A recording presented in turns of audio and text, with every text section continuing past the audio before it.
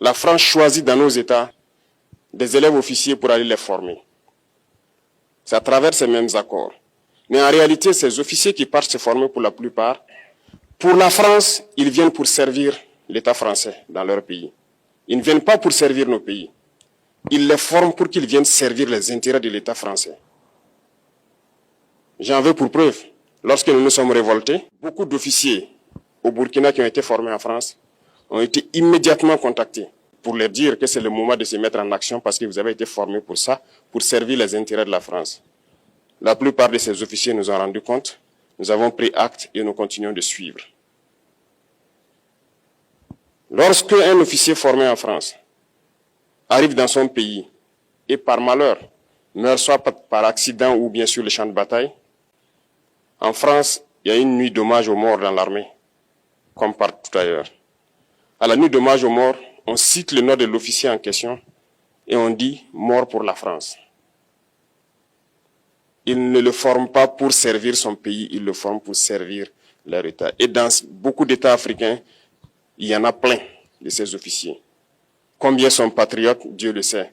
C'est une leçon que Emmanuel Macron a donnée encore aux chefs d'État africains, de se rattraper et de pouvoir vraiment mener cette lutte contre l'impérialisme.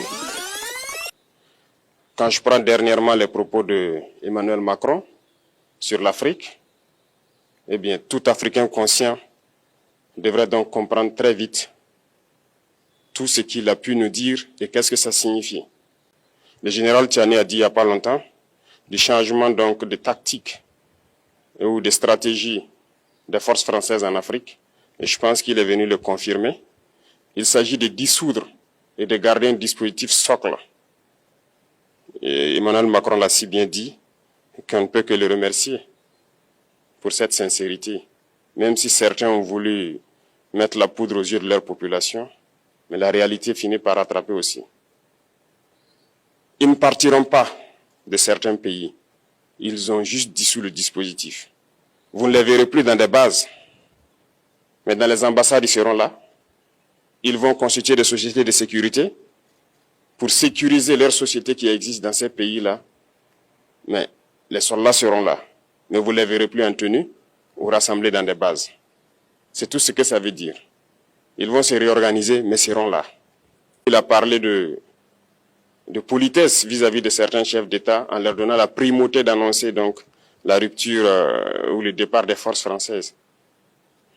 Ça nous importe peu, on peut dire. Mais tout ce que nous savons, c'est que si vous voulez une rupture avec ces forces impérialistes, c'est simple, on dénonce les accords. Tout commence par là-bas. Et je pense que l'exemple du Tchad, en tout cas, est palpable. Ils ont commencé par dénoncer les accords. Sinon, si on ne dénonce pas les accords, juste dire que les bases quittent, on n'a rien fait. Parce que le problème se trouve dans les accords coloniaux de défense qui ont été signés depuis l'indépendance. Le plus dangereux n'est pas ceux-là que vous voyez dans les bases. Le plus dangereux, ce sont les conseillers militaires. Les conseillers militaires existent dans tous ces pays.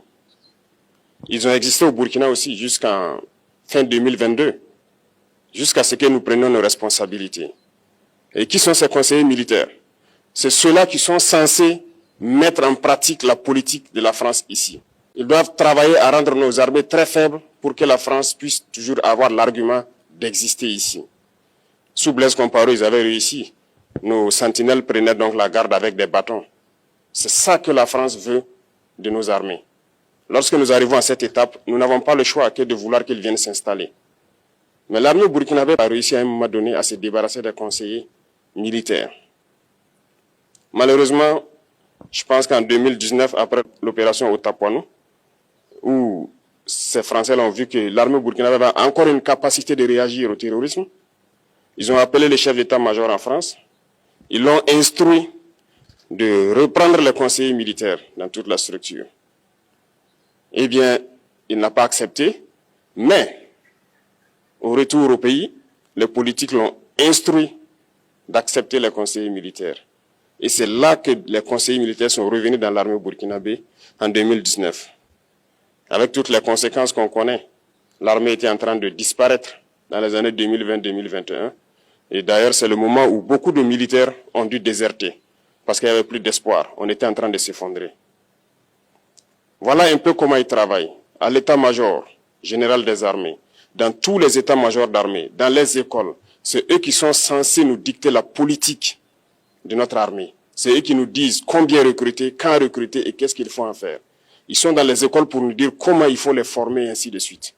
Tant que ces conseillers militaires sont là, vous n'êtes pas indépendant. Votre armée aura juste l'apparence d'une armée qui sera là en train de faire des parades, du cirque.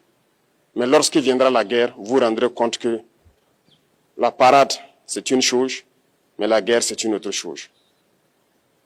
Il faut rompre les accords. C'est la seule façon d'avoir une armée indépendante et se construire, être fort. Mais en plus de ça, il a aussi insulté tous les Africains dans ses propos. Il y a une partie qui a retenu mon attention, là où il parlait d'ingratitude. Et que l'ingratitude est une maladie non transmissible aux humains. Lui, il est humain, notre ingratitude n'est pas transmissible à lui.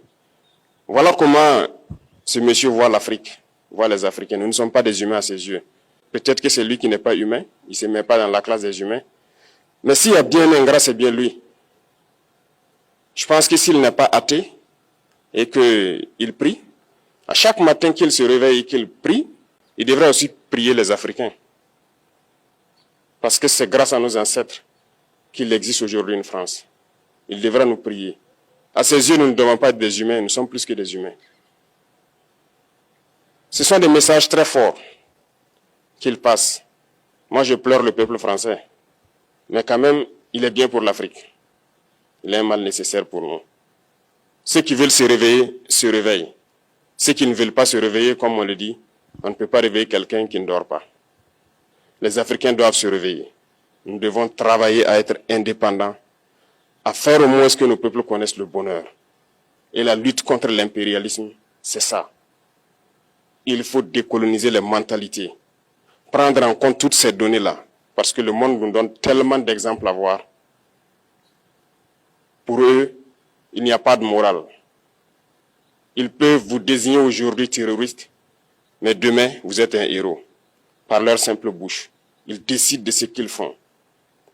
Ils parlent de démocratie, mais ils se font eux-mêmes des coups d'État constitutionnels entre eux. Ils parlent des droits de l'homme, mais ils déciment des populations ailleurs. L'Africain doit se réveiller, l'Afrique doit se réveiller. Et le combat contre l'impérialisme est permanent. Et je vous invite à incorporer ce combat, à travailler en sorte que nous soyons réellement indépendants, que nous soyons autosuffisants et que nous puissions nous développer, connaître le bonheur, ce à quoi notre peuple aspire. Merci, je vous souhaite une très bonne journée, une très bonne semaine et une très bonne année.